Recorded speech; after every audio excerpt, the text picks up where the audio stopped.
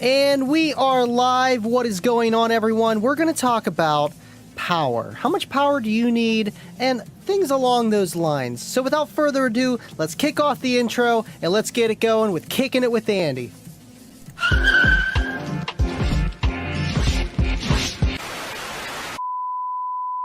Kicking It with Andy. He's going to be on every other Tuesday. Kicking It with Andy. Kicking It with Andy.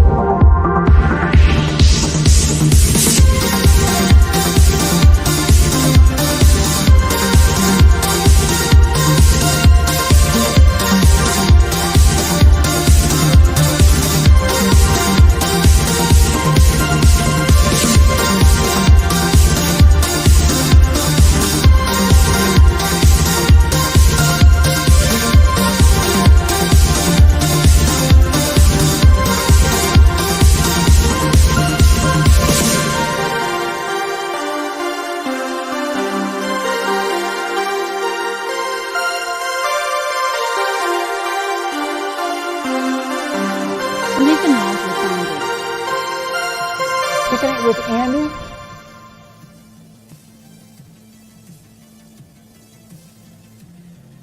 And action! Here we go. It is Tuesday, everyone. This is the Kicking It with Andy show, and we have a really cool topic to talk about. And the guys at Sound Advice, hit a couple milestones last night, and that was an awesome podcast. So I think it's just this week, let's just talk about power. And what better show to do it than the Kicking It with Andy show? Thank you, everyone, for tuning in. I got a few things to go over. I took a poll, I got some apps to go over, and just my personal experience, and I want to hear from you, too, as well. What kind of, what do you tell someone if they ask, how much power do I need? I feel like it is very important. And like maybe some myths and legends if we get some time to dive deep into that, because there are some rumors that, I don't know, is the enclosure 90% of the build? We're going to find out. We're going to talk about it. So everyone, thank you so much for tuning in. And of course, as always, on the Kickin' It with Andy show, we have the giveaway. You have to just type in www.kicker.com/UMweekly. I will drop the link right now. I will try to drop it periodically so you guys can go and enter. Man, you guys have been doing awesome just entering and winning some cool stuff, man. I think it's so cool that they're doing this for us, and we get to have fun along the way, too. It's a win-win. So thank you, everyone, for tuning in. Appreciate you all being here. What is going on, Mullen? Jason Grant, I need enough power for two 18-inch Solo X's. I feel like that was always the uphill battle for my build with my 18-inch Solo X, and to have two of them, it takes power to make power, so that's another thing too. It's just battery, alternator, which one do I need first? Which one's more important? I feel like there's some people that may think that one is more important than the other, and I might get into it a little bit where different chemistries can make that option a little bit more, okay, eventually we'll do the other one, let's do this one first. But in my opinion, if you're going to have the ultimate power for your build, you kind of want to plan ahead and do everything at the same time. Just because, you save money in the end. Pushing equipment too hard, voltage dropping, and I got two apps, obviously the Kicker U app, and we're going to use the Ultimate Car Audio app because they both have some of the same features, but some have different ones too. So we're going to go over that.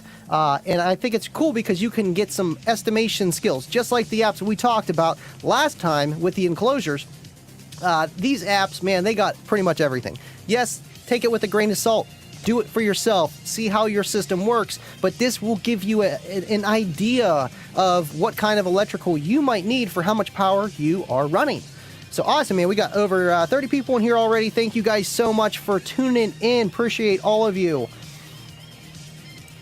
Elise, what is going on? What's going on, Andy? Not too much, man. We are here to talk about power. Thank you for tuning in tonight. I appreciate you. Glenn McPherson, what is going on? Thank you as well for tuning in.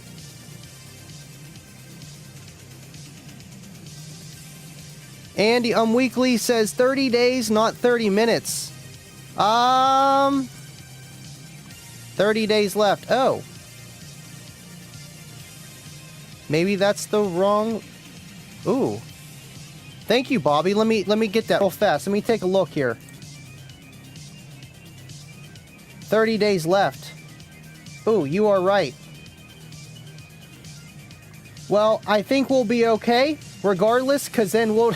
I guess you can keep entering for 30 days, but we'll draw it when we hit that hour mark. I think, regardless, we'll be okay. But that's exactly why I need you guys to be on it, man. Thank you guys so much. That's technology. It's not perfect. Never is. It never is StreamYard. Let me tell you. And hey, it's all good. Thank you, Bobby. I appreciate that comment, man.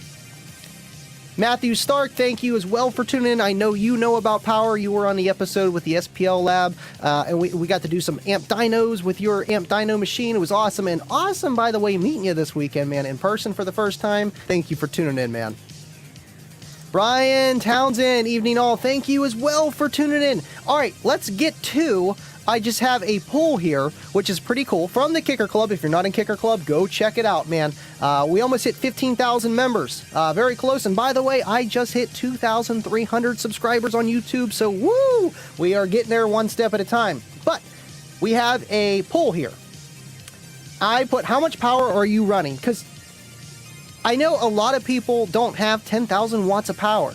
And it doesn't really always take that much power.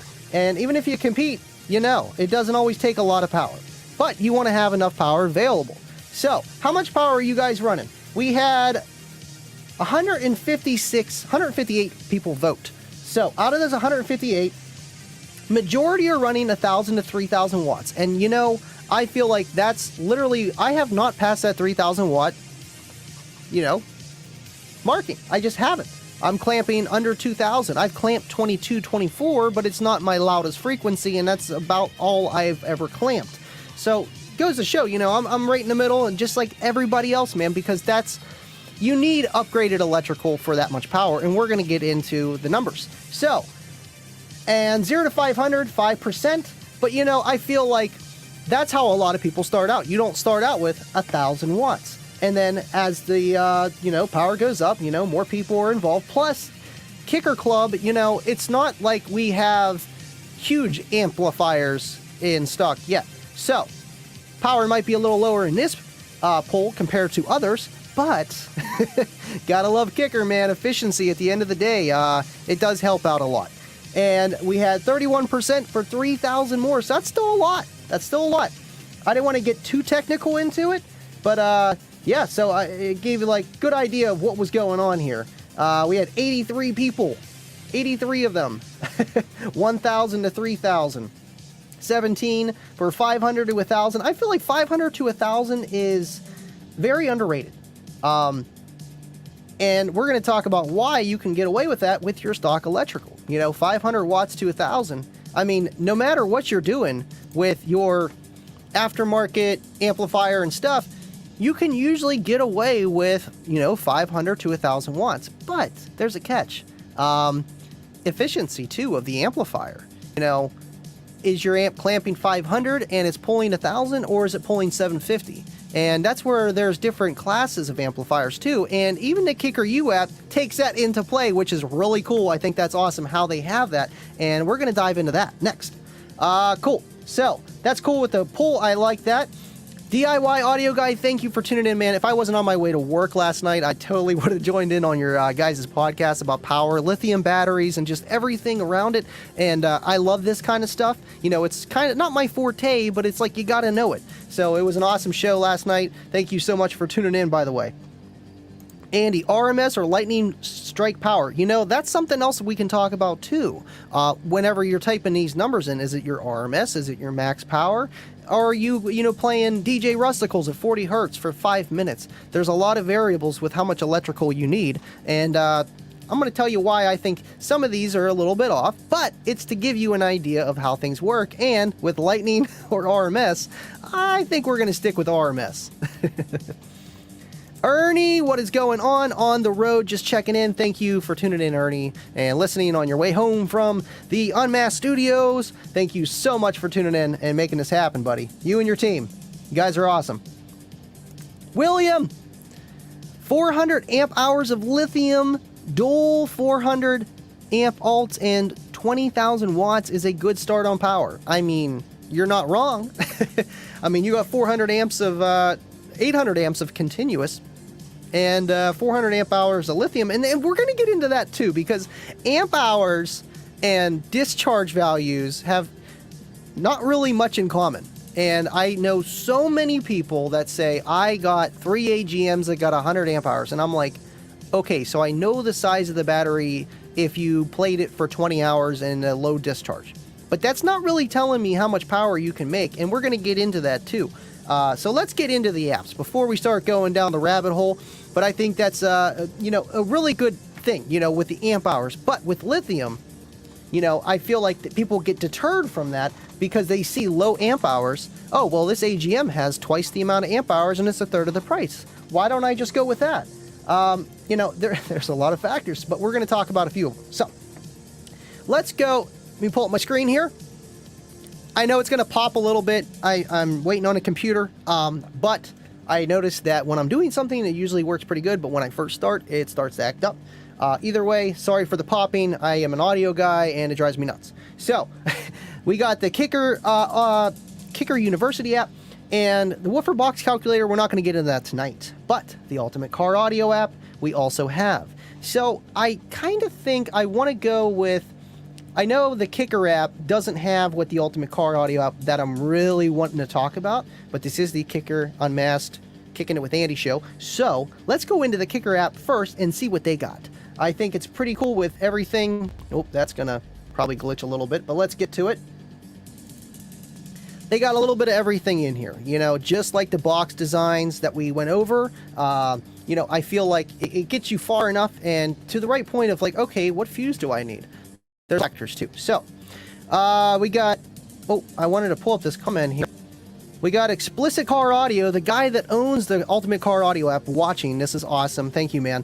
Amp hour ratings and lithium have different power depending on lithium. LTO, amp hours does not equal lithium iron phosphate, PO4. Amp hours. Right, and that comes down to like the chemistry of the batteries, the density and the amount of output that they can make for the size and just, the weight and just the sheer what type of chemistry they are.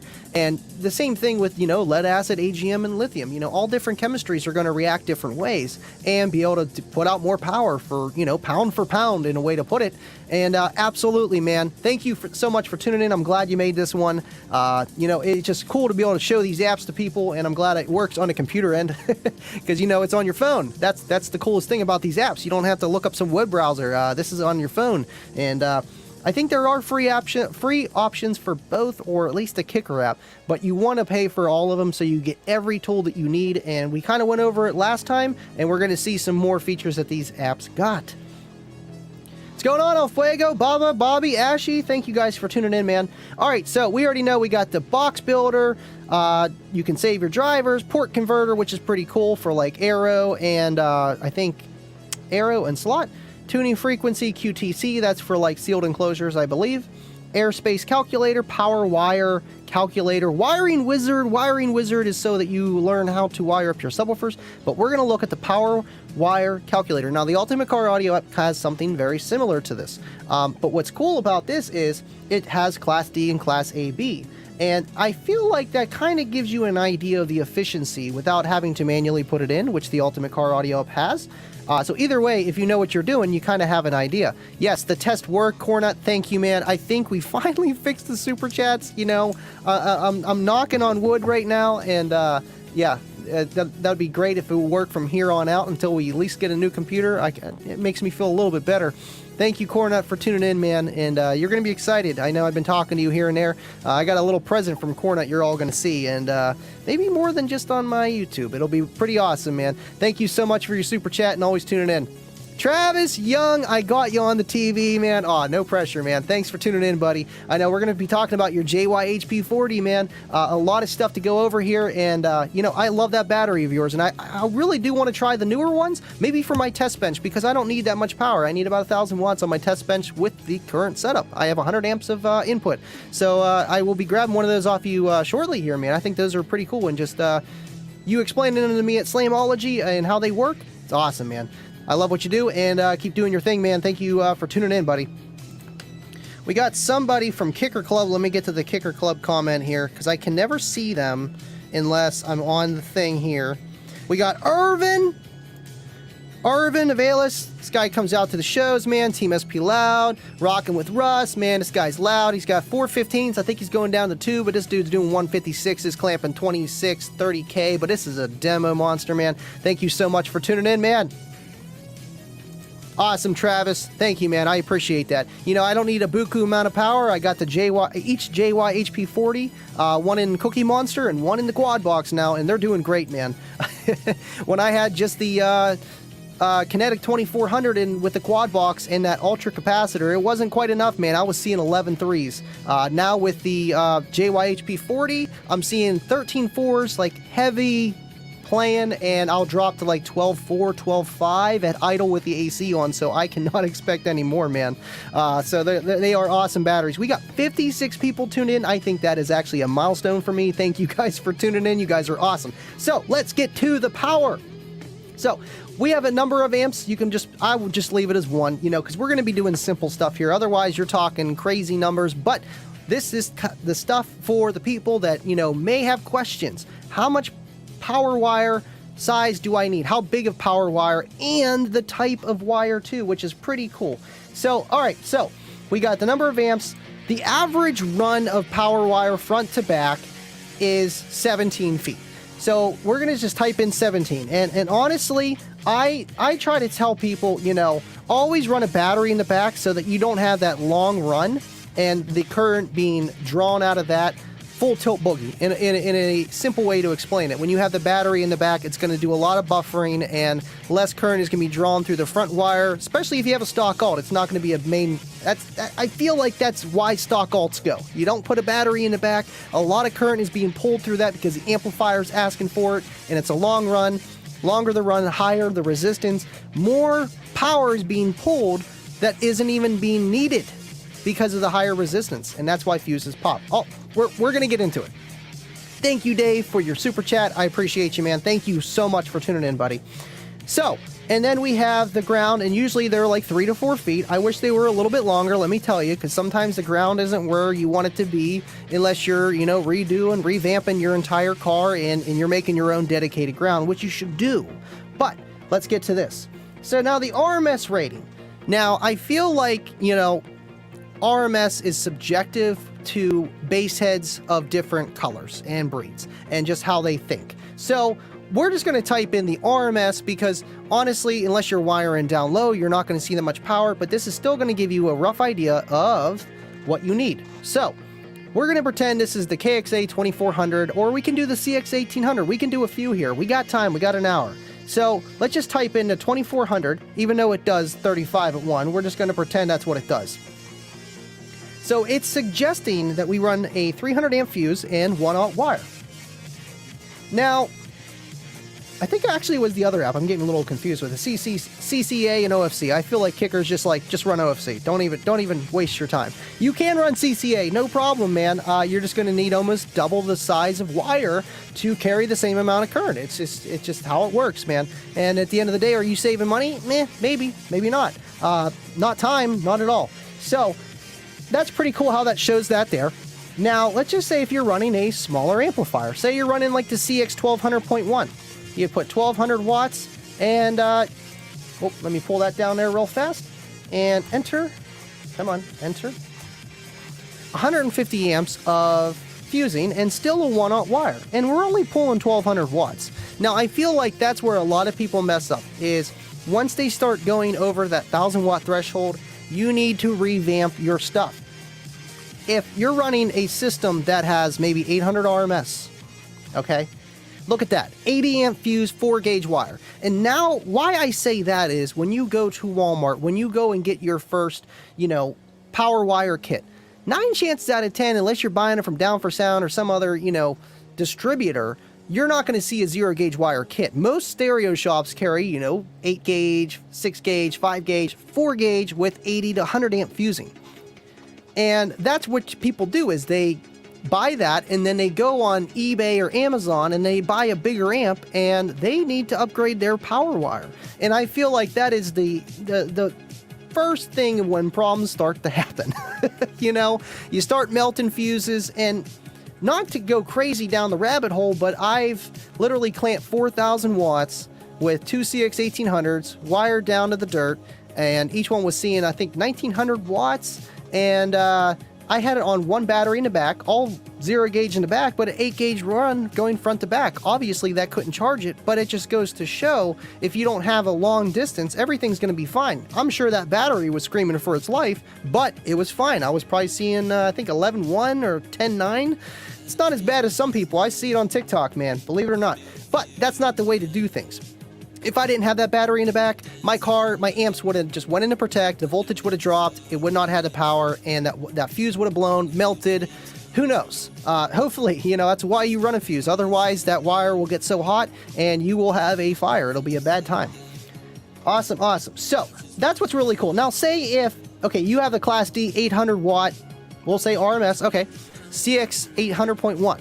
Now, say if you went with an amplifier that is not a D-class or full bridge design, now you need a 100 amp fuse, still 4 gauge. So, and I feel like that is the pinnacle of what they will fuse for a size of wire because they think that you're going to run that wire front to back. Yes, you can get more current out of a 4 gauge wire than 100 amps within a certain amount of distance. I don't want to get too down the rabbit hole of that because that's a totally different topic. But within reason, you can get away with more. But when they tell you to run a certain fuse, it's because they figure you don't have a battery in the back. You're going to be drawing all that power front to back, and that is the biggest size fuse that you should be running on there, just so that things don't go bad. You don't have the wire heat up too much because that's just what happens, man. So that's what's really cool about that, and I think that is awesome how they give you that flexibility on that. Now, cool. So we already got 24 minutes in, man. Thank you, Baba, for your 14.4 volt super chat. Thank you so much for tuning in and all you do, man. We got over almost 60 people tuning in. That is a high. Thank you guys so much for tuning in. I know this is a good topic, man. I've been waiting to do this one, and when I seen the other guys on Sound Advice do this, I was like, I'm getting ideas. And they kind of went down the rabbit hole with with lithium, and just, you know, how those cells react differently compared to lead acid or AGM, and what, you know, how to wire them, and, you know, series, parallel, and your voltage and your amp hours, and how that works when you wire them in series and parallel, and all those variables, man. It's definitely up my alley, you know. I haven't built my own lithium bank, but I run lithium in on my cars and my moped, and that was kind of scary too, running 48-volt system in lithium. Man, you got to be careful what you're doing. Make sure you get a good BMS, man. All right, so let's get to the Ultimate Car Audio app. I feel like this one is really good too with what we're trying to do, and it has more stuff that we want to know, is how much power we can get away with what we're running.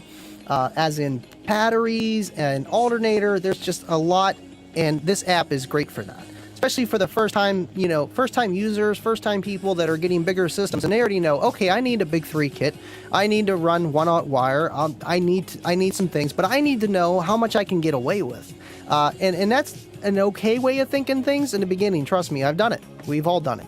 And but hey, you want to almost have too much power than not enough, you know.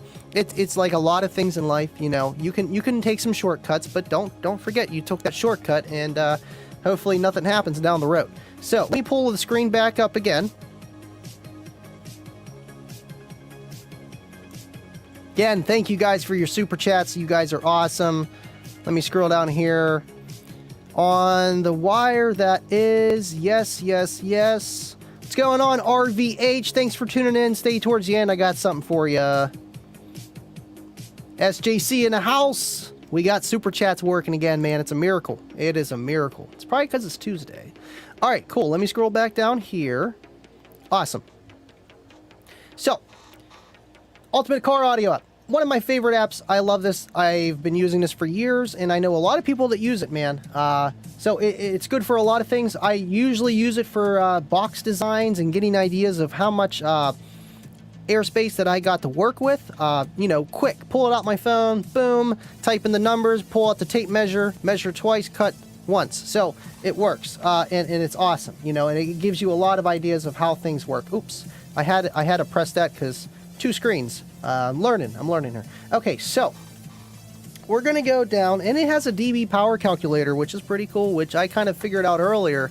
If I double my power, you know, respectfully, I could gain 2 to 3 dBs, and it's just cool that you can kind of do that with that. And but obviously you can run into problems of, you know, physical limitations of the speaker, your vehicle, your doors start slapping more than they did, and it's causing cancellation, and your score didn't go up as high, and there's a lot of factors, but it gives you an idea of, like, okay, if I add 500 more watts, is it really worth it? Maybe not. And that's what that's good for. So cone area calculators, I think that's cool. You know, honestly, I got it down pat. It's just radius squared times, you know, pi, and there's your cone area, and squares are just length times width. Real easy. But that's cool where you can actually, you know, just put them up against each other and see which one would be louder if they had the same excursion, same sub, you know, the perfect world. But we're going to get to the electrical calculators. These are awesome. Now, there's a few. We got power calculator, and that's the main one we're going to be getting into. The DIY lithium calculator, Travis, I'm glad you're here because I have some questions on it. With the C rating of your JY HP40s, I know that it's rated at 40 amp hours, 2C rating, but you have a continuous of 200 and a burst of 400. And I was wondering if that was like really a 5 or 8C rating, but regardless, an amazing battery, you know I love it. But you can type in that kind of stuff for that and see what kind of power that you have available. And I wouldn't, with all this what we're doing, take it with a grain of salt. You know, be like, okay, well, maybe I should not put that 5,000 RMS amp on. Maybe I should put a 2,500 RMS amp because it says I'm good for 5,000. You know, so that you have some headroom. Just like everything in audio. You want that headroom, man. Wattage calculator. It's just amps, volts, and then times the efficiency. Now, with the only thing that I have a problem with this, I think this is volt amps and it's not actual watts because how that's calculated depends on the actual amplifier. But again, this will give you an idea. The first time I clamped my system, I clamped it and I was like doing 890 volt amps. I thought it was watts. It was volt amps. Regardless, I was actually clamping like 750. But again, it gives you an idea of how much power that you are pulling. If you know with how to work a multimeter, it's very easy, and you have a cheap clamp, you can figure out how much power your amp is making at whatever frequency you're playing at the time. And wire size calculator, and that's another thing like what the Kicker app had. So let's go into the power calculator. Now, why this is cool is because it has everything kind of, at your disposal. You type in your alternator amperage. Now, I think on this, I don't know if this takes in, 60%. So if you have a 100 amp alternator, I would put 60. It's better to have a underestimated score than an overestimated, and then you're wondering why your amp's going in protect, or who knows what the situation is. Kicker amps just keep going. So, anyway, so let's say you have a stock 110 amp alternator. Let's just say we got about 60 amps because you got some LEDs in there, or, another thing is when you're running your AC, that's a lot of current pull, man. Your alternator really can't do much when your AC is running. And what's cool about this, you can do this without your alternator and kind of get an idea of how much standalone power your batteries have.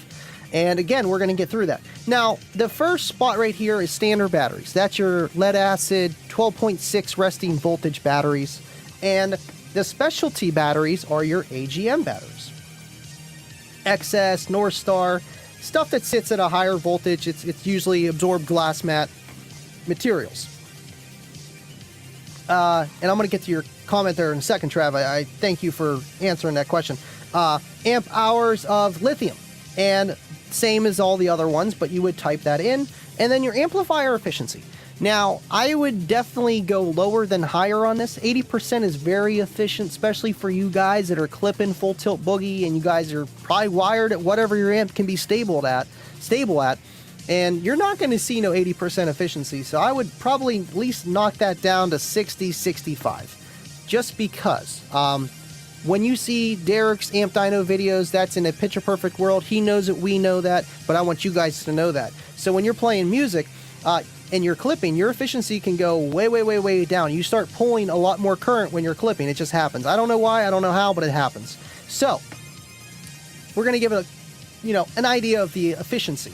But let me get back to Travis's comment here, because I know he was talking about the JYHP 40s. So the HP's two ratings are mainly cycle life, right, for the 3,000 cycles, and based and heat based. The lower rating will give the battery a longer lifespan, right, less current, it'll just last longer because you're completely draining it on a cycle life. How many cycles? Completely full charge to dead. Where the second gives the best number while sacrificing some lifespan. Right, you're kind of pushing it full tilt boogie, and anything that you push full tilt boogie, it's honestly not going to last as long. That's electronics heat. It's the end all be all. So absolutely, man, so that's why I kind of got confused when I seen that. I was like, man, it only has 2C rate? No, there's no way, because it's got 200 amps of continuous. I'm going to go with that. Standalone, and obviously you want to have your alternator supplying that, and then you never see voltage drop. Usually when you see voltage drop, it's because your alternator cannot keep up. So let's get back into this. Thank you for responding to that, Travis. I've been having that question for a long time, but I'd rather not question, just do and test it myself, and it worked out great. Plus, I'm learning like a lot of people are, man. So let's go back down here. Oh, let me go over here, down here, click here. Okay, so we'll do...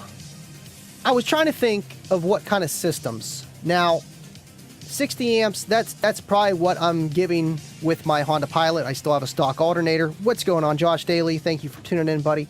And I do not have a standard battery up front anymore. I have an AGM, and I forget what group size it is, but it's stock for the Pilot, and it's 70 amp hours. So, and it's an AGM, and yes, I'm mixing AGM with lithium, but it's a daily. I drive it every day.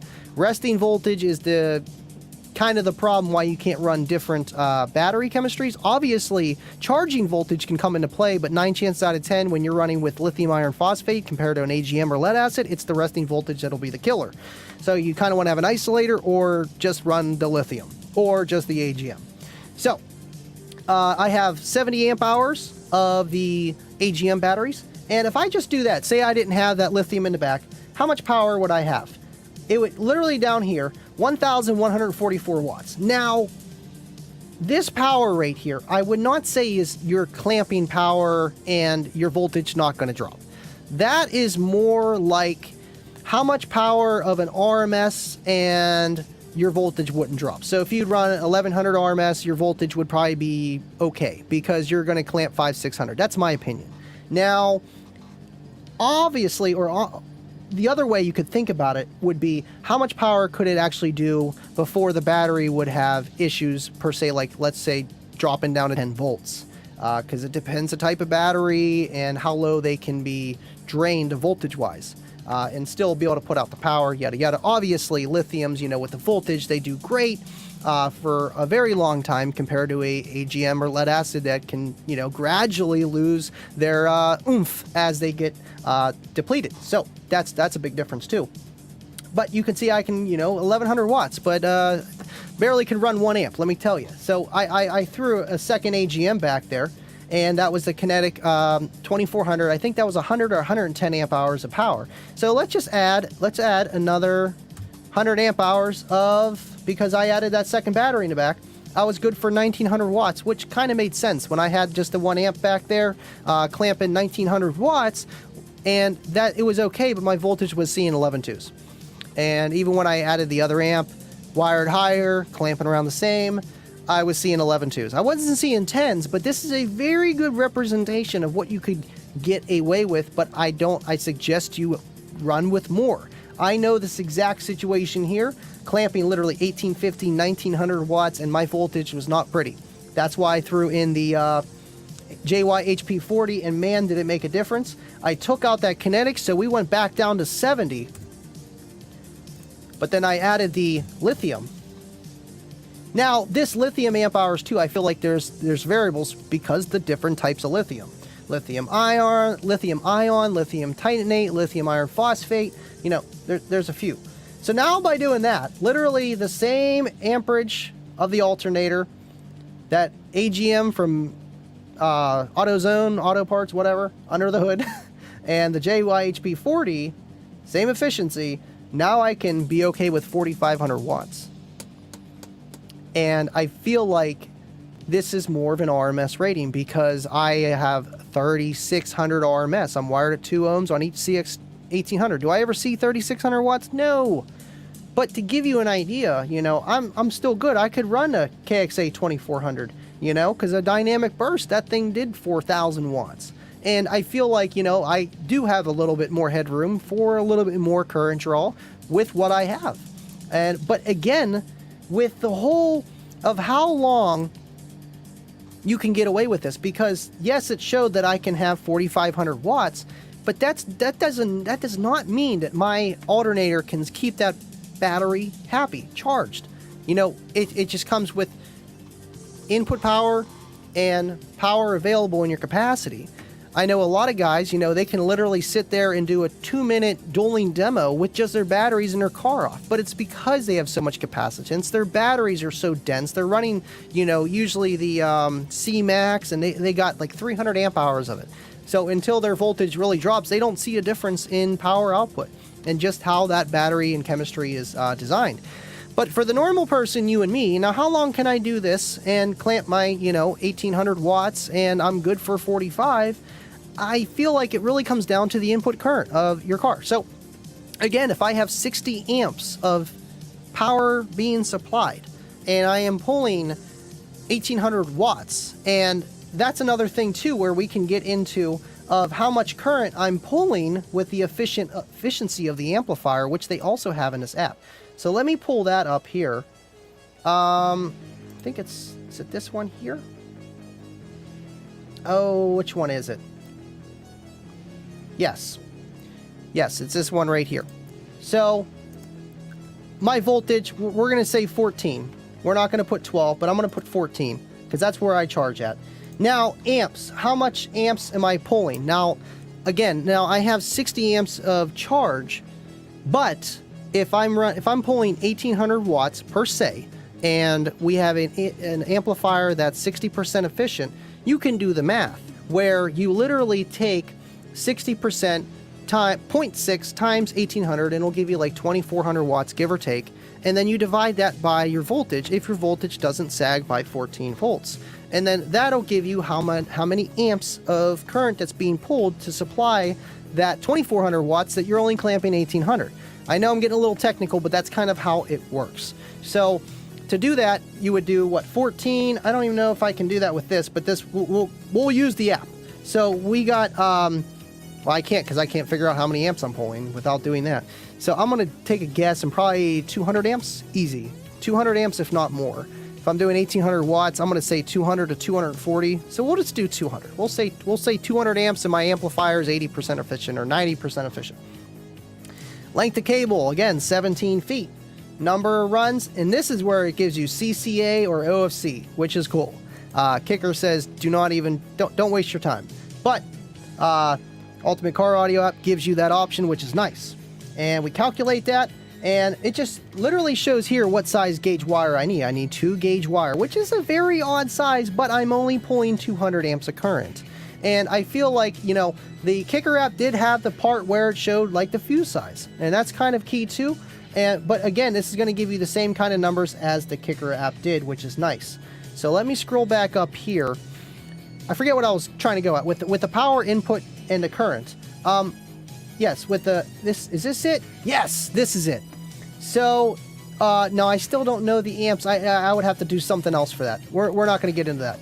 But what I'm trying to say is, if you have 60 amps being supplied to your battery and your amplifier is pushing out 200, it's a matter of time before that battery is depleted because the alternator can't keep it up. And the moment that happens and the battery starts to lose its power, that's when your voltage drops. So I know a lot of guys that, you know, okay, I need to put like 4 AGMs back here. I was one of them. And it gives you, you're preventing the inevitable of your batteries becoming depleted, your system not being as loud, and your alternator just not doing what it, you know, not that it's not doing everything it can, because that's another topic too, where lithium batteries can take 100% of their, 1C or their C rating, you know, they can take pretty much everything the alternator is giving it. And that's where some things can happen, where alternators that are not running at a higher RPM can actually overheat and fail because the lithium charged fast. Let me tell you, the JYHP40, I think I accidentally had something on it one time and it was down to like 13.2. It was like dead. And that's another thing too with resting voltages between AGM and lithium. The lithium, in my opinion, the window is a lot smaller. So it was completely dead. And then I put it on the regular AGM lithium charger, and it was literally charged like it says in the manual, 15 minutes. Like 15, 20 minutes, man, it was like float.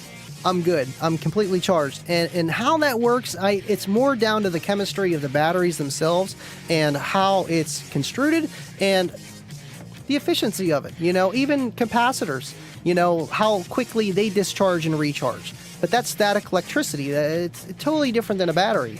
But the lithium is that step in between of discharge, recharge, and capacity.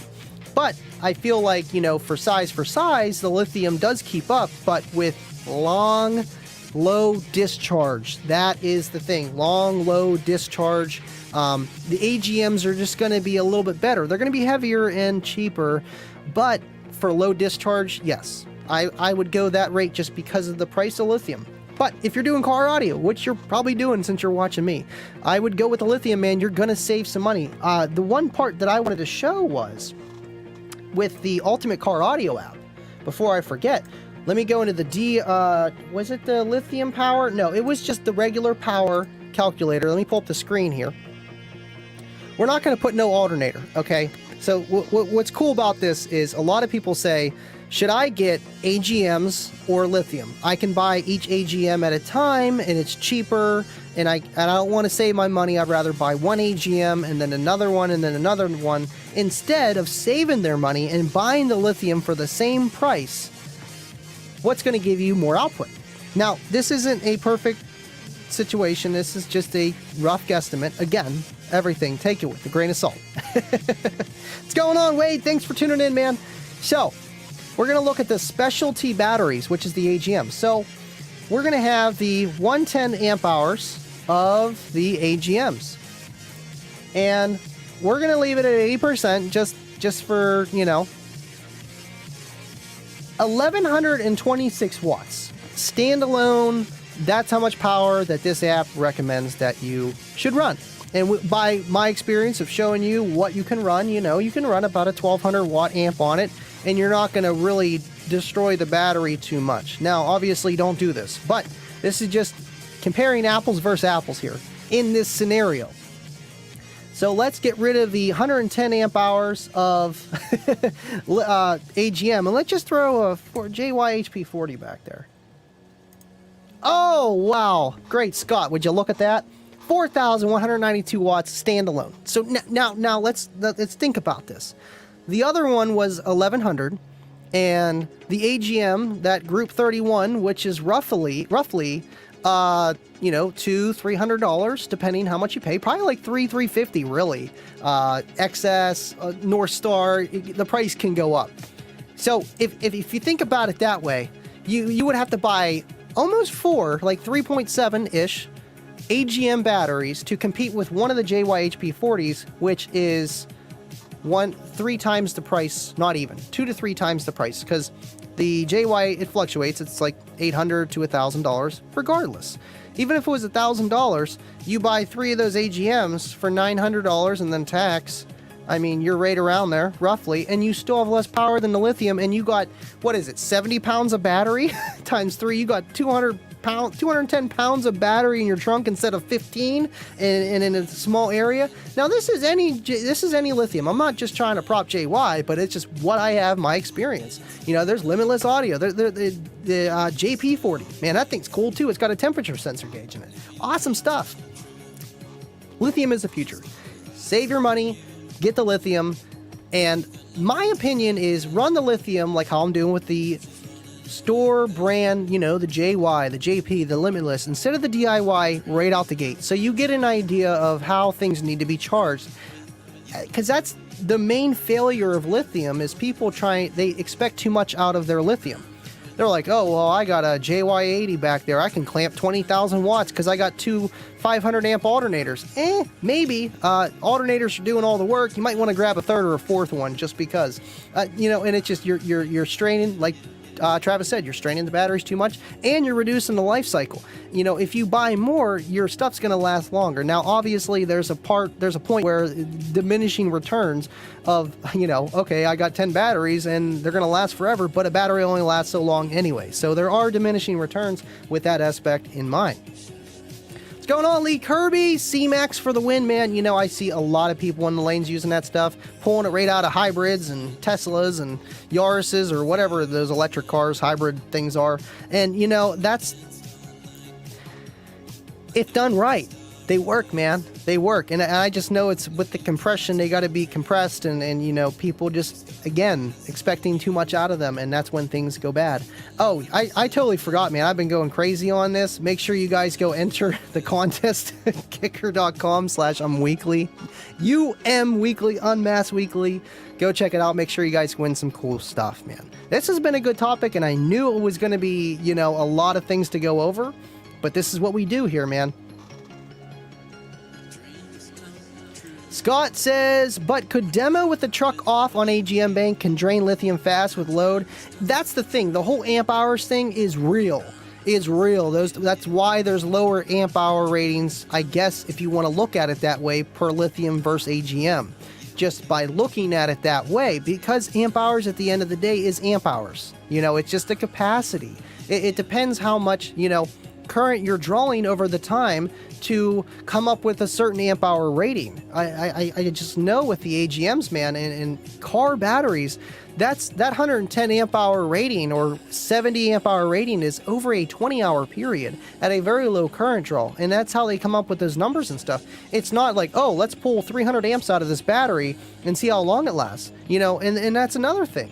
What is better to start your car? A car starting battery, AGM, a deep cycle, or like a battery that's meant to start engines, and that's not deep cycle and not long lasting And I loved how you guys talked about on Sound Advice, how different battery types, the higher discharge batteries have a higher significant rate of loss of power of their state of charge by sitting on the shelf, just sitting there, because they're higher capacity, not higher capacity, but higher discharge capable batteries compared to the one you're comparing it against. Just how it works, and it depends. Every application you're using batteries for makes a difference of what battery is right for you. So if you're doing this car audio stuff, man, you want to have the right battery, but you also want to have the right input power. And that's where we get about alternators, man. Alternators, I always say alternators, weird. Sorry, just forewarning. They're where you make the power. You can have all the batteries back there, but eventually they're going to die. They're not going to last. You need that input power to keep making that power. Plus, your amplifiers make more power at 14 volts, 15 volts, rather than 13 or 12 if you're running, lithium iron phosphate, AGM, stuff that is at a lower voltage compared to maybe something that is wired in a 6 series, DIY battery, or 5 series, where it's just, it's a higher voltage than normal, and the type of battery you're using, density. But when it comes down to your basic system, how much power do you need? We kind of went over it, but I feel like you can get away with some type of systems without upgrading anything. In my opinion, if you're running over 500 RMS, I would add a battery just so that you're not doing a lot of damage on your alternator. I've done it on mine with 500 RMS just from years. 4-gauge OFC, but no big 3, no nothing, no battery in the back, and eventually gave out. Alternators are supposed to last a lifetime of the car, really. 10 years, they should last. And that's another thing, high output alternators, just like high density batteries and high capacity batteries, not density, but the ones that can discharge a lot, how they have a different shelf rate of their self-discharge. They don't last as long either. Because within reason, if you have it on low current, you're not demanding a lot out of that alternator, it's going to last. Just like Travis said with the batteries, it's going to last longer when you're not demanding it to go full tilt boogie. And that's how everything in your electrical system in your car works out. You keep your amplifiers happy, you keep your battery happy, you keep your alternator happy. And when you do all that, then you got to set your gain. Then you got to play clean. And then you'll keep your subs happy. And it's a working machine. Your entire system, A to Z. That's why, people get gun happy, and same. You get a car, you want to put a system in it, you don't even put a head unit in it, you just, throw some stuff together and boom, there you go. And then you're like, oh, I want more. And then you throw a big amp back there, your lights are dimming, and then it's like, oh no, my fuse melted, my fuse popped. What's going on here? You get bigger wire, and it's just, it sounds better, but your volts are dropping really low. And then you throw a capacitor back there.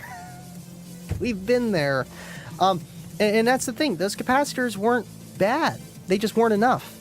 That ultra capacitor that I got from Oxius, or however you pronounce it, has 375 farad of capacitance. The one you buy at Walmart or Best Buy had 1. How much power is that going to be able to discharge and recharge and discharge and recharge over and over? Not much. But does it actually do something? Yes. Not like, you just bought nothing. They had the right idea, and I feel like it was more for not selling tactic, but just an extra, something you don't need, but it'll do something within reason. Again, asking too much of your equipment. Everything can work within reason, and I don't know. There's a lot to it, man.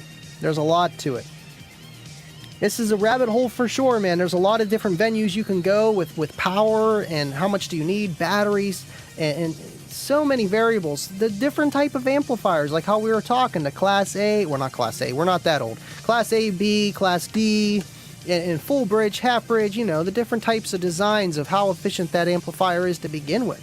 And I feel like that's something that's overlooked so much. And I feel like people want to get these cheap half bridge designs, Korean build, whatever it is, or China build, who knows, whatever it is. It's a half bridge, and it's cheap. It's got cheap parts in it. Not saying the longevity, but just the efficiency of the amplifier as a whole. You're not going to see that power in your stock electrical. And then guess what? You got to add that, high output alternator. Don't really need a battery, but a high output alternator on like a, the Shark series amps, the ones that I had, the 35. And, you can just put a 300 amp alternator and you would be good. Obviously have a battery in the back to buffer things, like I said, but you're never going to see that power of that amp because the voltage is going to be so low and it's going to be pulling so much current. To do that 2,000-3,000 watts it claims, it's going to be taking 4,000 or 5,000 watts from your system, and your alternator can't put out that much, and it's pulling from the battery, and next thing you know, you're seeing 12s and you're complaining that my voltage is dropping, my amp is hot, and I need more power. Or you could have bought an amplifier that was a full bridge design, made better, more efficient in general because it was made better, and the different type of class and the different type of board and design, and save a crap ton. And I feel like that's why so many people gravitate towards Terra amps, just because they are cheap and they're efficient. But longevity, you have to play them within reason and expect what you pay. If you're paying $300 for 3,000 watts and it's only going to be pulling 4,000, that's not that bad. But remember what you have, and I feel like they fit in that genre of, bass heads and car audio people, the bigger league, the step up, where the people that are running those usually know what they're doing and know not to push their equipment too hard or the fires happen and things go bad. Or you can just run it within reason and you're never going to have a problem. Now, is it going to win an SQ battle? Probably not. But is it going to move some hair? Absolutely. And that's why they do so well. But for the people like you and me, dummies, man, I'm about to wire the quad box down to half ohm on 2 ohm CX1800s just for a burp to get that 50, but I'm going to do it. You know why? Because I know those amps aren't going to blow up. They're going to go into protect, and they're going to come right back out. And if they don't, I'll get it fixed. But you know what? I've done it a few times. They do great. But I'm paying for that, and I'm paying for the efficiency, and I'm paying for the quality. So it all goes hand in hand. Now, could I do that with a Terra amp or another cheaper amp that's, just not built well? No, I'm going to be blowing FETs, capacitors. The board's going to catch on fire. Who knows? It might just not go into protect because some of the parts were not wired quality control. There's a lot of factors, but do you want all that quality control? Do you want all that protection? Do you need it? Maybe you don't. And that's why it's a buy for you, and that's why different products have their place. And man, I felt like that was a lot right there. Absolutely was. Okay, cool. So, yeah, I've been really going on. iDome, I have a 100 amp now, not enough with, I have 100 now, not enough with 270 amp alt. Right, and another thing with alternators is don't expect the power that's listed on the spec sheet, nor your max. It's just as good as looking at the max wattage on an amplifier. Yes, you could get it within reason. There's a lot of factors with the speed of the RPM versus the RPM of the engine. Alternator speed and engine speed, totally different. Just because you look at the graph and it says 5,000 RPM does not mean that it's spinning at 5,000 when you're at 5,000. So there's that.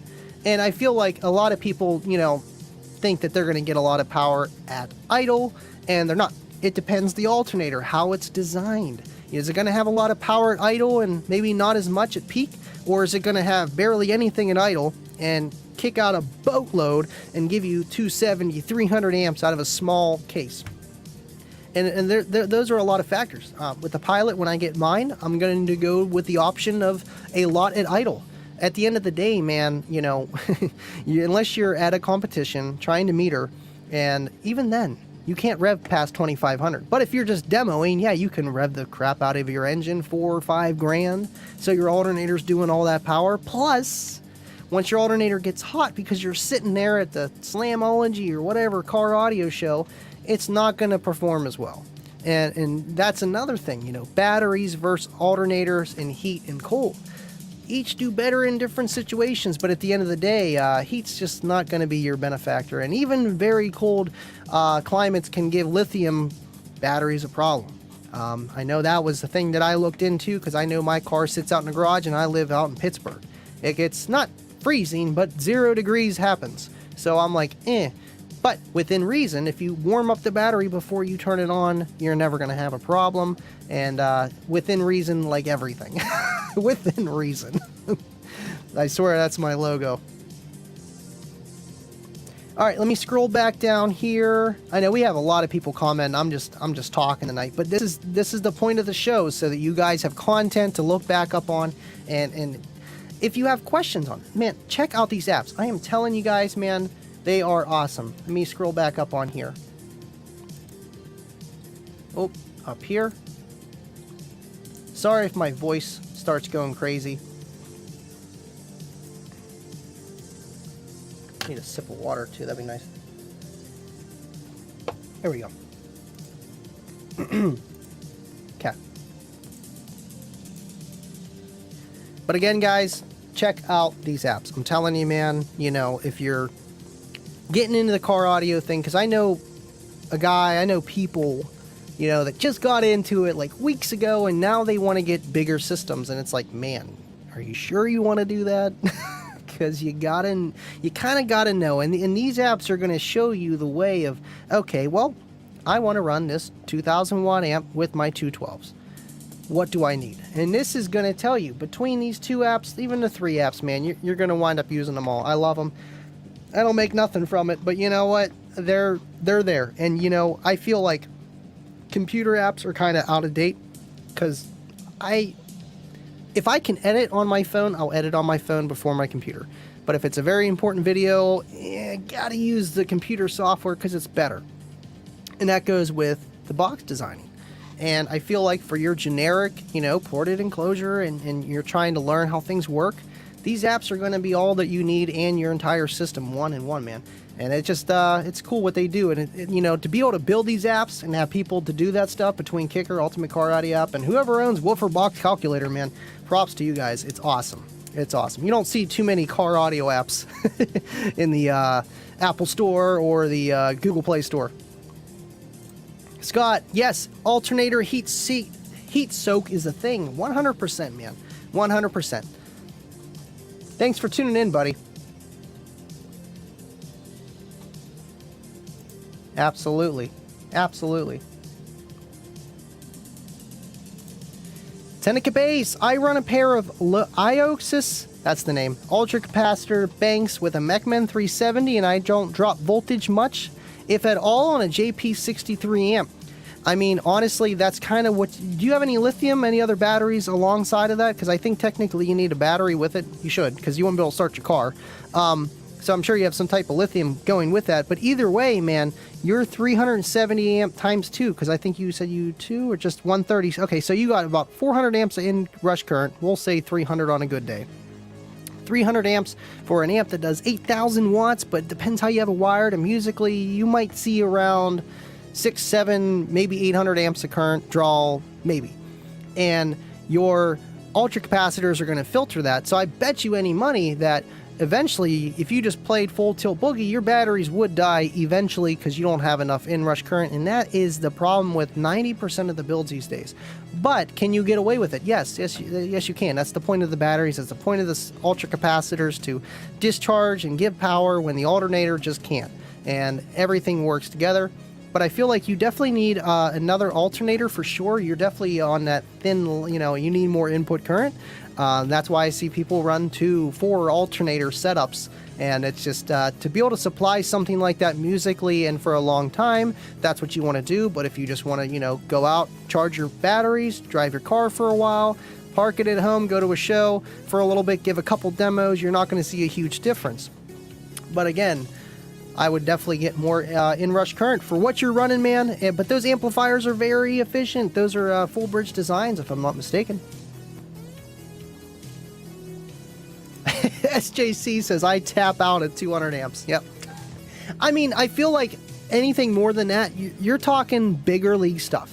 You know, compared to like the normal person, yeah, my systems are huge and loud and this and that. But to other people, it's a spit in a bucket. But it is that average base head system, you know, where you need to upgrade everything and everything's done right. And when you do that, it makes you sleep better at night, let me tell you.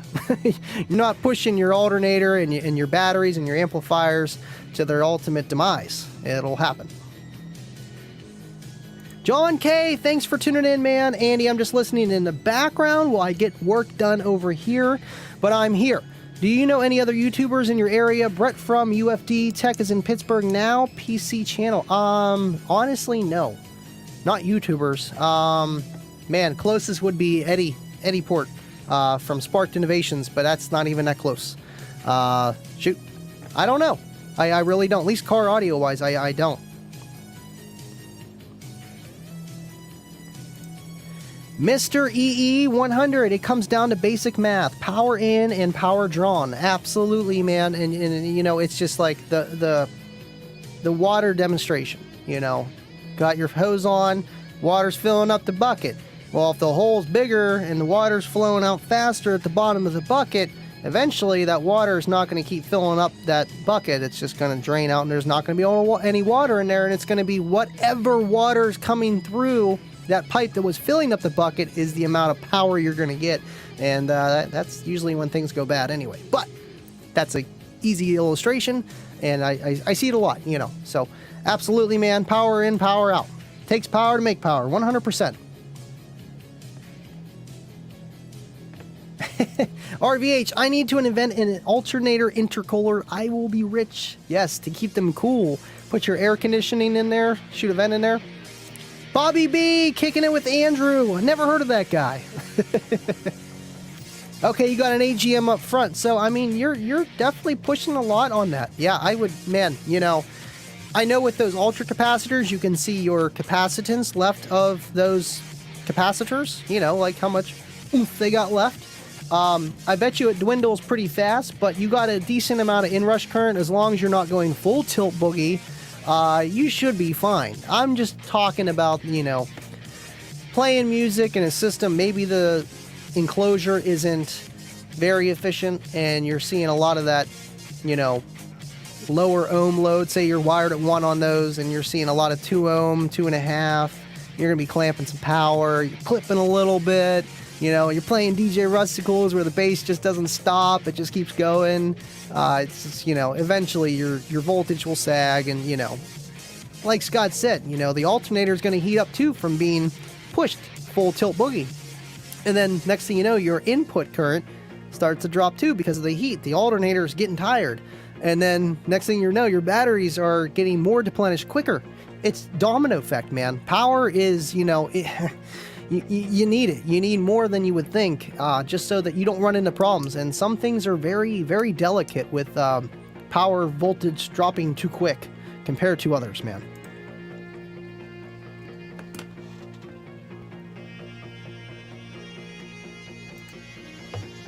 SJC, I missed the 80 to 100 amp days. You know, that's what I used to run with the Solo X for years, man. And I think it was eventually I threw in a deep cycle AGM in the back or something, but it was for like boats, marine, you know, not meant for car audio, but it worked. I kept melting 100 amp fuses, not blowing, melting, because the current was... Kicker did an awesome video on that, which, awesome, by the way, I love that kind of stuff, where the fuse just doesn't magically pop at 100 amps, you know. They can take, what, 125 to 150% of the inrush current for a allotted amount of time, and then what happens is, like everything else we've been talking about, things heat up, and next thing you know, it just melts. It will snap eventually, but the plastic around the metal, man, let's just say those Walmart fuses were not the best. They would just melt, and then the fuse holder could get messed up too, so then you're putting a new fuse holder on there. You know, it's not the fuse holder melting. I've had that problem before running CCA in a loose connection, man. Just like the one you see on Bassheads on a Budget or whatever trolled post page group, you know, oh, I don't know why my fuse holder's melted. It's because I got my Boss amp on. No, it's because you have bad connections. Not very good wire. Just too much current at the end of the day. But boy, do I miss those days, SJC. Life was a little bit easier. But yet, man, you know, I don't miss... I know with the quad box, I've been pulling off the side of the road on and on, tuning. I finally got it. I finally got it. So I don't have to do that, but I remember back in the days running, you know, a sealed box with a ported box and 2 different amps, constantly tuning. You never get it right, because you never will. You play one song, it sounds amazing. You play another one, it's like, oh my god, what is that? Woo, that doesn't sound right. You know, so then you're like messing with like the crossovers and the phase and the bass and the gain and the position, and it's like, now it sounds great. You go back, the other song sounds like crap. Do not suggest that if you're trying to get the most, or if you have any kind of ear for car audio, which you know, I have an ear for it. So it's crazy, but I do miss those days too, though. I really do. RVH, SJC, I missed the 140 dB off the 3500 watt system myself.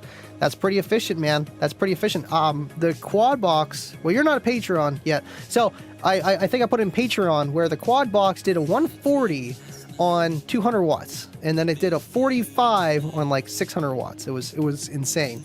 It was insane. But right, man, those efficient enclosures and systems, sometimes that's all you need, man. You know, that's why, like, I'm going to wire down the quad box and see if I can get that 50, you know, because they're dual twos. They're wired at 2, but I can wire it half on each amp, and that's kind of pushing it. But I know what I'm doing. So, but I'm not going to leave it like that musically. It's going to be putting a lot of strain on the amps, and who knows, it might not. We'll see, but I know the rise is only like times 2 to 3x, so it's not really enough to go full tilt boogie on that amp. I think it's going to probably go into protect with the amount of amperage that the amp's making, because that's just kind of how you work. You got your rail voltage, that's how you set your gain, and then when you got your impedance, you know, 2 ohms you'll be here, and then 1 ohm you're going to be up here, and then when you go below that you're you're up here, and the amp's not going to do that, so it shuts off. And that's simple, dumb way to explain it, but that's how it works. And I'm trying to just get it so it's like here, you know, but like not full tilt, but I'm getting more power than I would here, because you're multiplying the two, if that makes sense.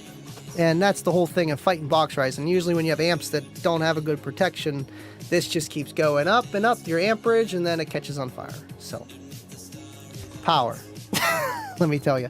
But I like it for, you know, I don't have to technically upgrade the alternator. It works with what I have. But I got it. It's a quad box. It's decently loud, man. It's not no 1000 RMS system. It needs some electrical upgrades. And I still don't have a big 3, but I have a stock alt. So I'm not really going to be gaining that much by replacing the big 3 on a stock alt. With what I have, it's going to make a very small, insignificant difference. Maybe I could pull out maybe 10 more amps. Yeah, might not notice that. El Fuego, thank you for the super chat, buddy. With an XS Power D34 AGM and a Mechman 320 under the hood, what is the battery recommendation for a 2000 watt Class AB system? You know what? Since you super chatted that, let's get to it, El Fuego. I got it right here. We're going to do it. So that would be the Ultimate Car Audio app. We need that one.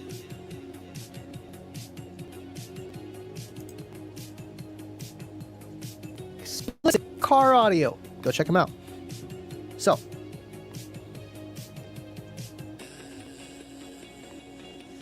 So the D3400, I think that, I forget what the amp hours is on that exactly. I know the 3100 is like 100, 110. I think. Oh, I forget. Because I have a D3400 under my hood as well. It's an D34R or something. It's reversed. Same thing. 1 second here. So you got 320 under the hood. So we don't have to do the 60% because it's not a stock alt. It's not like your alternators. It's not like RAM where you put more RAM in and it's just going to take up more RAM. I don't know. So we're going to say if you'd have 100 amp, we'll say minus 40 amps of draw from your already 320. So we'll say 280. That's the most you're going to get out of it. And this is kind of, you know, overestimating, but just to give you an idea of like what kind of power you're going to be doing. Amp hour, specialty batteries. I forget what the XS, what is it? XS D3400 is. Let me look that up really fast. D3400, amp hour. Nope, not Ha. We need amp hour. Give me 1 second here. Of course, 80 amp hours. So we got 80 amp hours right here.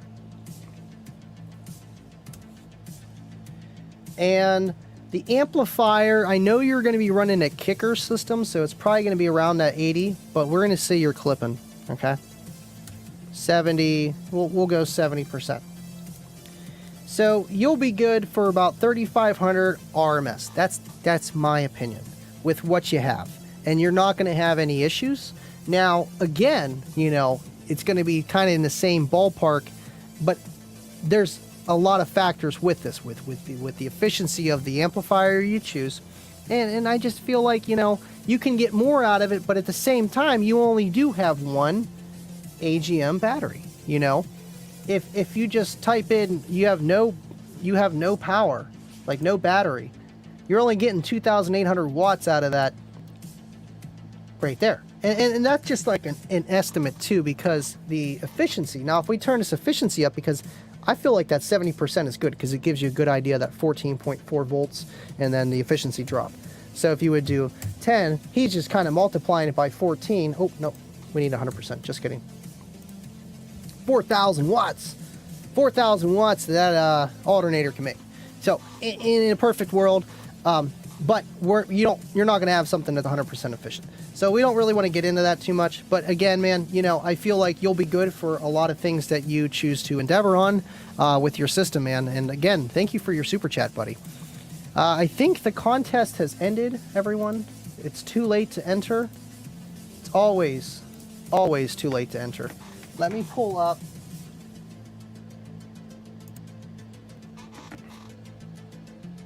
Ah, yes, thank you, Scott. That's actually a very good representation here. Let me pull this up. Where I was talking about earlier of how you can get away with like less and different fuse ratings and just how much current you can put through the wire. Where, you know, if you look at the amount of current that we were looking at, I think it was like 150 or 200 with the 4 gauge, and obviously you can see that you can get away with 4 gauge at 7 to 10 feet, 4 to 7, 7 to 10, and then after that they tell you to get bigger size wire than your 2 gauge right here. Now, when I put the quad box build together, I have 0 gauge going everywhere else, but literally from the distributor that's a foot away, I have 4 gauge. So within that 0 to 4 foot range, I could still pull 250 to 300 amps of current. And I knew that those amps by themselves don't pull that much close, but not that much. I'm still in the green, or should I say blue area. I'm still good for the 4 gauge. Now 8 gauge, I think that's pushing it. Because see, look, right here, 0 to 4 feet, 8 gauge, 125 to 150. And much more than that, you know, you're really pushing it over 150 amps, 200. And I mean, 8 gauge isn't very big. But thank you, Scott. I love that chart. If you guys want, go back, screenshot it, just Google it, man. It's good to know. It gives you an idea of what you can get away with. That's why when I see people run 4 gauge wire on their freaking speaker terminals, and their amps are only putting out 85 to 100 amps, it's like, yeah, 8 gauge makes sense. 4 gauge is overkill. You don't need that until you get to 150, 200 amps on your rail voltage, you know, because that's what comes down to it. The real amount of power in life is amperage, not wattage. Telling you. The more you know. So, yes, I think it's too late to enter, and okay.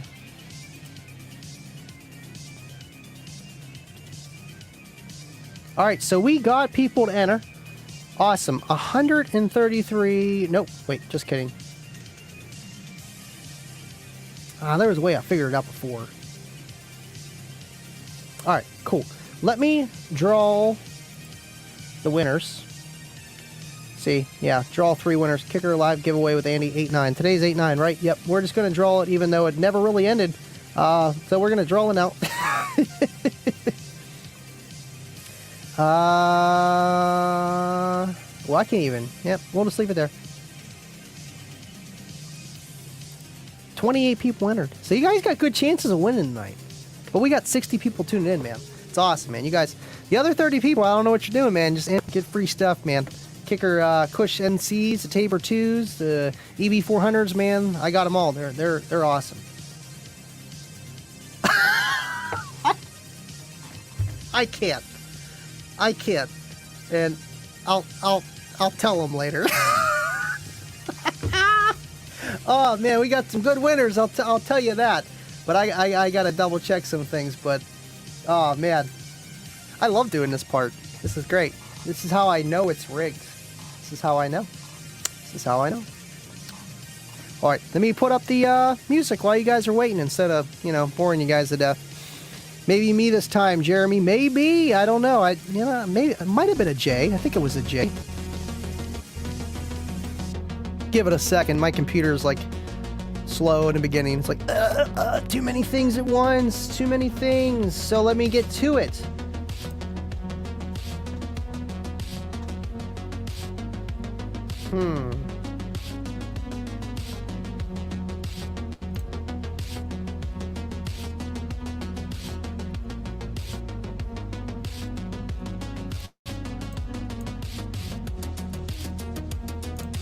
Give me 1 second here. Sorry if I make you glitch a little bit. Okay, so let me scroll down here.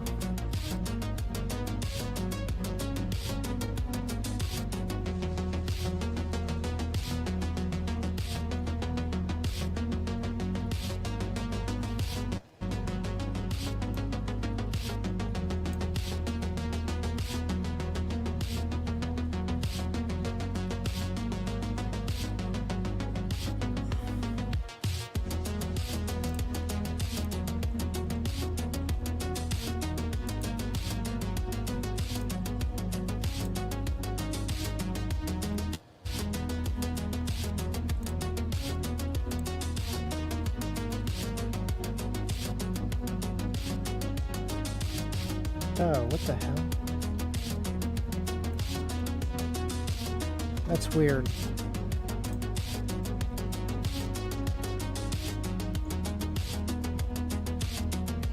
Why isn't it let me... Always technical difficulties, always. Yes, 25, it is a fast car. It's going about 88 miles an hour right now. See, that's not working like I thought it was. See, I'm gonna have to do that. Really?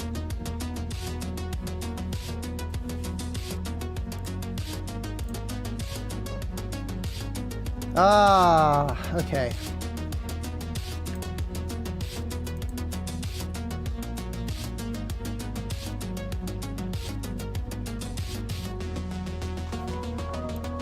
I'm gonna have to just manually do it. Okay, no problem. See, it's not coming up. Why? Sorry, making you glitch.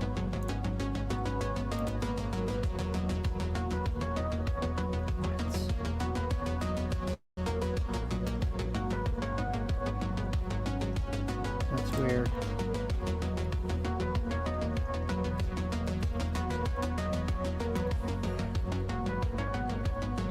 Aha! Alright, I got it. Alright, no problem. Cool.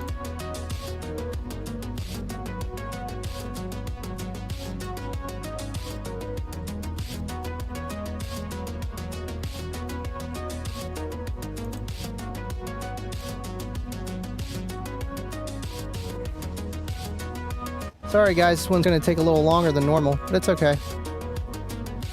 Sorry to keep you waiting. Alright, cool. Let's try this one more time, huh? I think I was doing something wrong before. That's not a problem. We're going to fix that. Yeah, that's weird. So, okay. Cool, what am I doing? There we go. Cool. Alright, cool.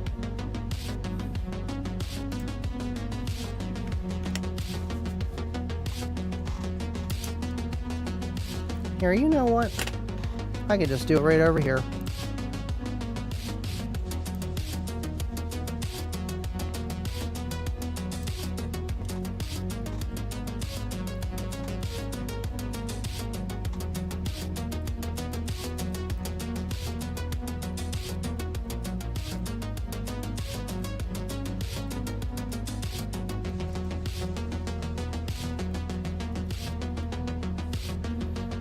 Okay.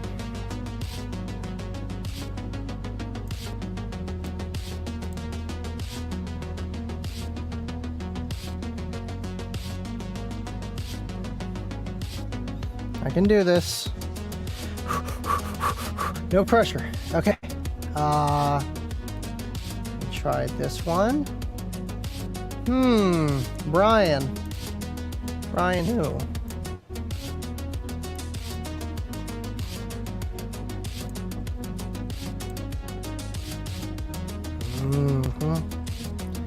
Yep. Sorry, Bill, I was doing something wrong a little bit last time, but we got it now. Yeah. Okay.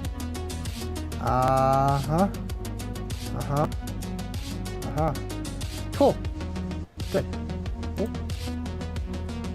Okay.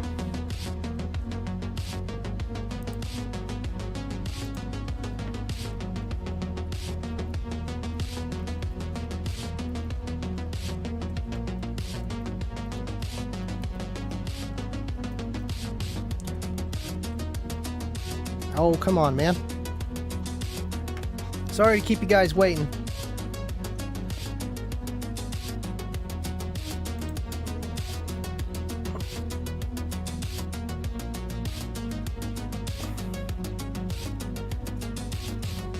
Oh yeah, I wanted it. Well, I guess I'm gonna have to wait on that. Give me 1 second, guys. Give me 1 second. Got something for you, RGA, after the end here. I forgot to throw it up earlier. We'll get it going. Alright, so we got the first and second. Just gotta check on the third here, and we'll be good to go. Thank you guys for being patient with me. Good old technology, man. You think you can rely on it, and then if you don't look real close, not good. Alright, cool. So. Awesome!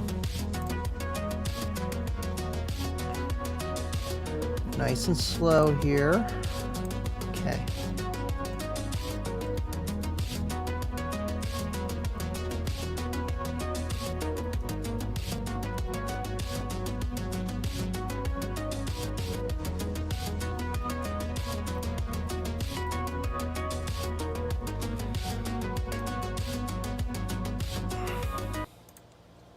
All right.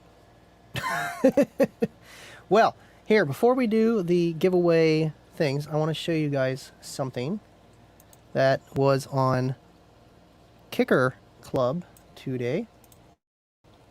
And our friend... Oh, we need music. Oh, man. It was eerie in here. It's too quiet. There we go. Our friend, RGA, having fun with his dog, jumping over that. Like, that is just amazing, man. Seabiscuit, go. I love it, man. I love it. You know, we love to see stuff like that in Kicker Club, and just, you know, anybody likes that kind of stuff, man.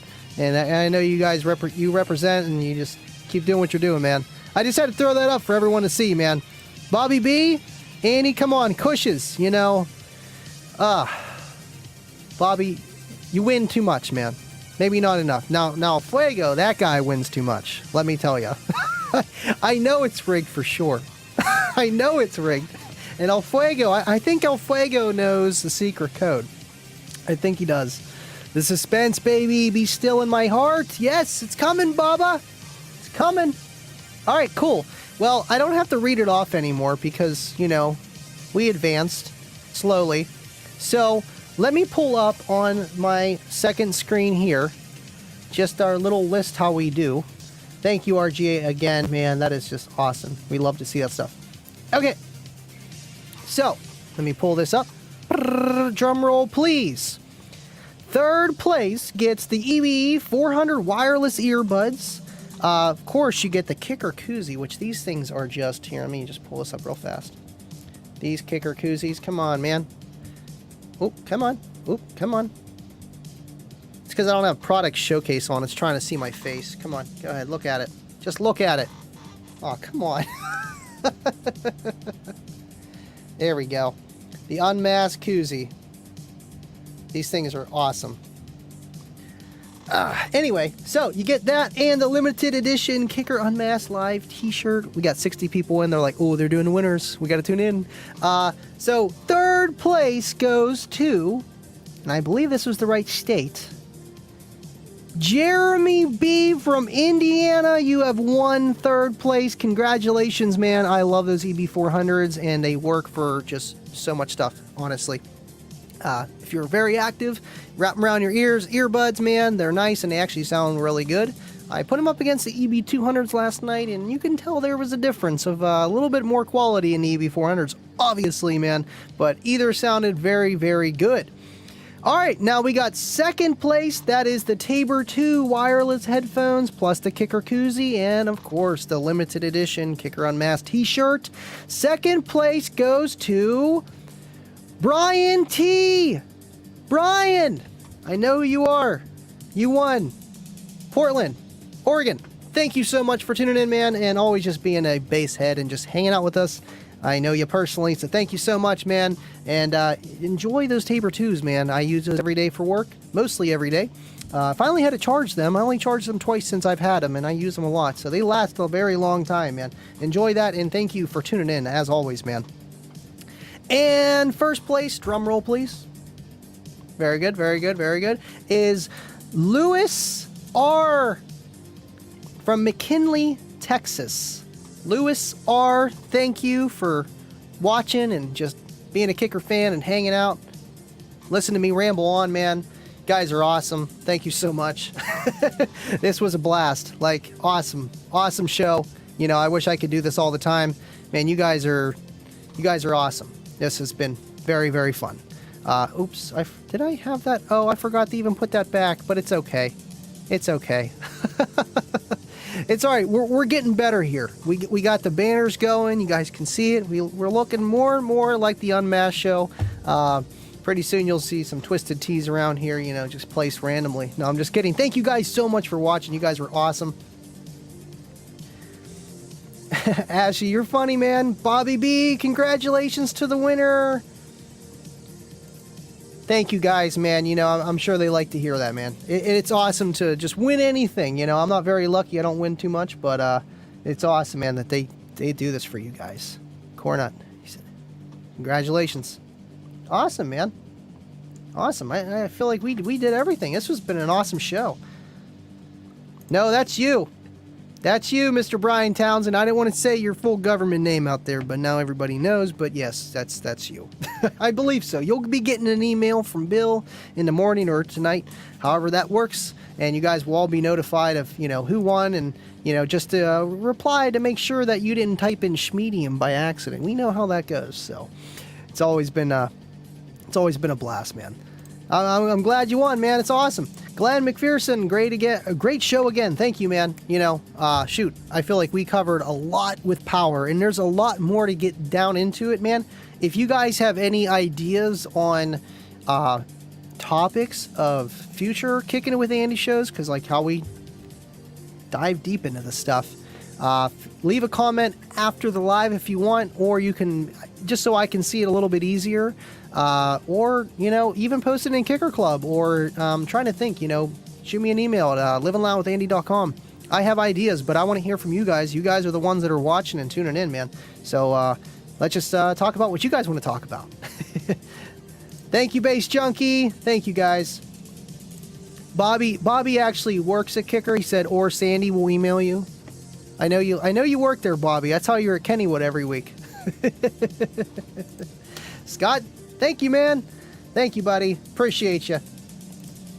Baba, outstanding show. Andy, got to rewatch to catch more details. Was too busy, caught up in the chat. I know, that's the thing.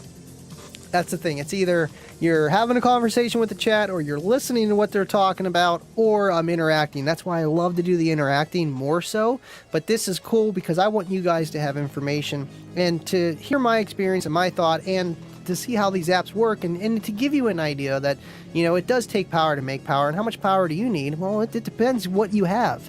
And I feel like, you know, I've been looking up these computers, and I sent one to SJC, and he's like, yeah, that's like those, you know, flea market amps of computers. I'm like, oh, wow. See, I'm even susceptible to it. I have no idea, you know. 3rd gen or something like that instead of like being 12th gen like the newest. It's like a very old computer, and it makes sense. But to the person like me, I see 8 gigs of RAM and 100 whatever solid state drive and an i5. I think, oh, that's better than what I got. And that's why I want to help you guys here with car audio, because this is what I can do. And I appreciate people that help me out with the computer stuff, man, and everything else, because I know how it is, and that's why I do what I do with this car audio stuff. But I don't want to keep you guys too long. I appreciate you guys so much. Thank you, SJC. Yes, Bobby. Absolutely.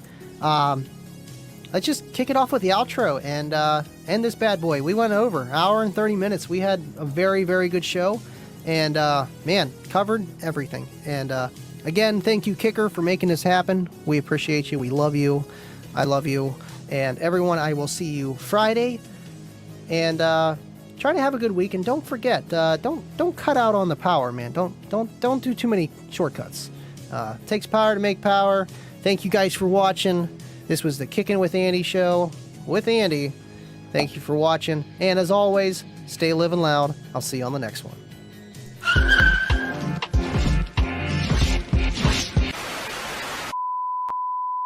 Kicking It with Andy is going to be on every other Tuesday.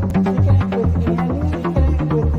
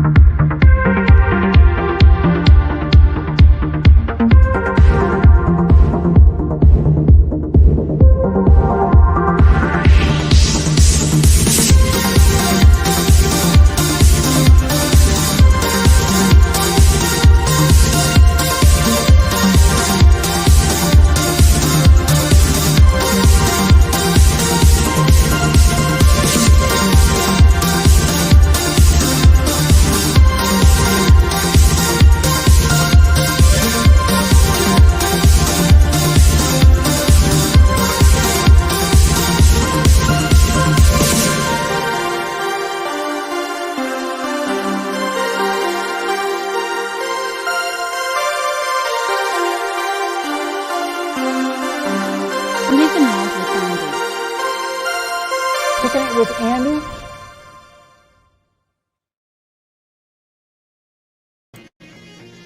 Oh, and just in the last split second, Cornut to Caboose. See you all Friday. Thank you, Andy, and thank you, Kicker. I love you guys. Thank you, Cornut, and I can't wait. And oh no, he's still at last second. Deviant for Life 14.4 volt. Check us out on Discord.